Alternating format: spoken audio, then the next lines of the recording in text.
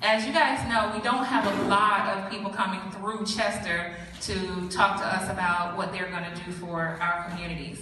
And so when I got the call, actually I don't see Jonathan, but I saw Jonathan Tuesday, and I just looked at him. He was standing in the elevator, and I just looked at him like, hey, like, don't forget about us. And sure enough, he gave me a call, and I'm going to embarrass my dad just a little bit. He's standing in the back. Mr. Douglas is standing in the back. He was cleaning out some mail, and he said, I could get all of these Tom Steyer postcards and mailers. It would be cheaper for him to just come to my house. And so the very same night, I got the call, and Jonathan said, can we make it happen? I said, sure, but you can't come just for me. You got to come for my people. And so I ran and said, Daddy, he's coming to your house. So get the mailers ready. So let me talk a little bit about who I am. I know everybody thinks of me as being rich. You know, honestly, I don't think about myself that way one bit. As I said, my mom was a teacher. My father was the first generation in his family to go to college. My grandfather was a plumber. My father graduated from college at the age of 18. He became a lawyer. He quit the law to go into the Navy in World War II, because my parents were Depression-era World War II babies who thought you give back as much to the United States as you get. And then after the war, because he was already a lawyer, as a naval officer, he was one of the people who prosecuted the Nazis at Nuremberg. And so one of the things I grew up with in our family that my dad and mom taught me and my two brothers was, if you see something evil in society, you fight it. It's not a calculation about how it's going to help you. The Germans didn't do it, and they ended up with the worst thing you could imagine. If you see it, you make sure. And that's why I started Need to Impeach. It's like, I saw something that was wrong at 1600 Pennsylvania Avenue, and it's getting stronger. And so the question is, what are you going to do to stand up against that kind of attitude and that kind of evil? In the middle of people who are going to have a trial without witnesses so they can bury the evidence. I don't know where to meet in the middle with people who do racist things to get ahead politically. I don't know where to meet in the middle with people who want to deny education to young people. What's the middle? There's no middle. And so I don't want to convince.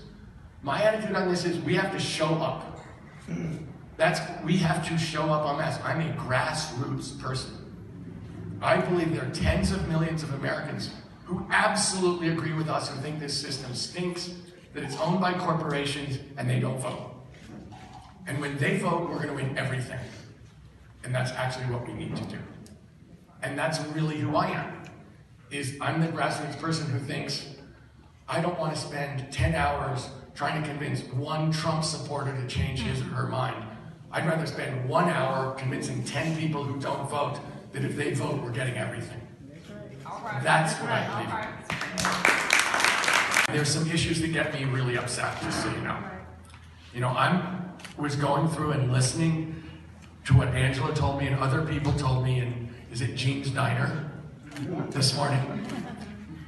And what I was hearing was pretty much what I think of as the Republican story of America, which is there are jobs, but people don't make enough money to live on in Chester, South Carolina. $7.25 minimum wage is an outrage, as far as I'm concerned. I was quoted last night, if you just looked at the minimum wage in 1980 and inflation adjusted it, so it's not a raise, it's just 1980 money in 2020 dollars, it would be, the minimum wage would be 11 bucks. That would be flat to 1980, 11 bucks.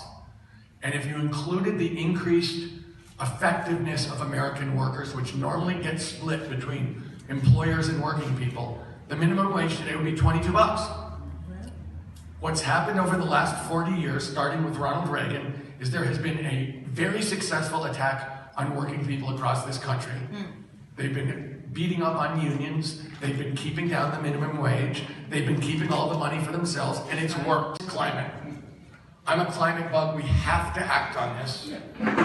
I declare a state of emergency on day one. I was told, and I had heard before, but I forgot that it floods every single day in Charleston. Let me say, that's not going to get better until we start taking action. I will do this from the standpoint of environmental justice. I've won on climate for a decade over. I've never lost. We do it from the standpoint of we are going to clean up the air and water in the black and brown communities where corporations are poisoning people. We're going to start there. We're going to start with leadership there. That's why I mentioned Denmark. The woman who was leading the fight there, Deanna Barry, has actually joined our campaign. I don't know if you guys know Harold Mitchell, who's a guy from Orangeburg, South Carolina. Harold basically started the Regenesis Project. It's probably the best environmental justice project I have ever seen in the United States of America, just to be clear.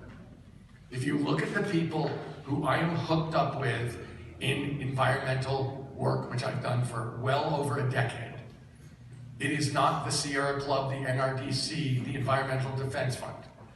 It is people from communities like those guys. Telling people he's great on the economy. Trump is a big liar. Yes. Trump stinks on the economy, but he is going to sprain his back patting himself on the back. He is, look, I spent 30 years building a business. That business literally couldn't have succeeded if I didn't understand job creation, prosperity, and growth. No chance. So let me say this. I can take him on the economy because he's just like the corporations that I've been meeting. He talks a big game, everyone thinks he's smart, and he isn't. But unless you have the background to feel comfortable going after him on the stage about the economy, he is going to say, I promise, because he's already saying it. Democrats are socialists. They'll ruin the economy. You may hate me. You may hate me, but you've got to vote for me because they'll kill your job, they'll kill the economy, and I am a genius at economy. It's like, every word's a lie. You can't call me a socialist. That's ridiculous. Everything that he's saying about the economy, it's the Mar-a-Lago economy. It really is. It's great. If the country grows and all the money goes to rich people, that is not a success. Unless you're at Mar-a-Lago. I'm Joanna Engel. I'm a tree farmer, and welcome to Chester. Thank you so much. The deficit scares me to death.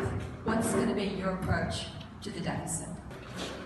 We had a modest deficit which blew up because Mr. Trump gave the biggest tax break in history to rich people and big corporations, which he said, which was a lie, that if we lowered the tax rates, we get more tax dollars because it would increase the economic activity so much that he would balance the budget based on a tax cut. A lie. He also said that that tax cut would lead to more investment spending and it would trickle down from the rich people he was giving the tax cut to everyone else. Another lie.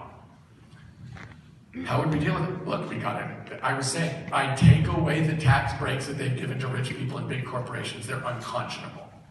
You know Warren Buffett, the big fancy investor? He actually pays a lower tax rate than his secretary. That is nuts. We have a regressive tax rate so that rich people pay a lower percentage than working people. That is completely nuts. I'd have a wealth tax. You know, we have redistributed the wealth in our society from everybody to rich people. I know that over 70% of people who get Social Security, it's their #1 source of income. And then for over 40%, it's their only source of income. So let's start with the sanctity of Social Security. Under no circumstances can we ever cut Social Security. One of the things Trump will do, he has said the way that he's going to balance the budget is to go after Medicare, Medicaid, and Social Security. That can't happen. Over my dead body. It's just so you know, dead body. Look, I gave you the statistics to begin with. I can't imagine that level of cruelty. 40% of seniors, their only source of money is Social Security. It's a promise from the government of the United States, and we're going back on it? No. That cannot happen. just so you know.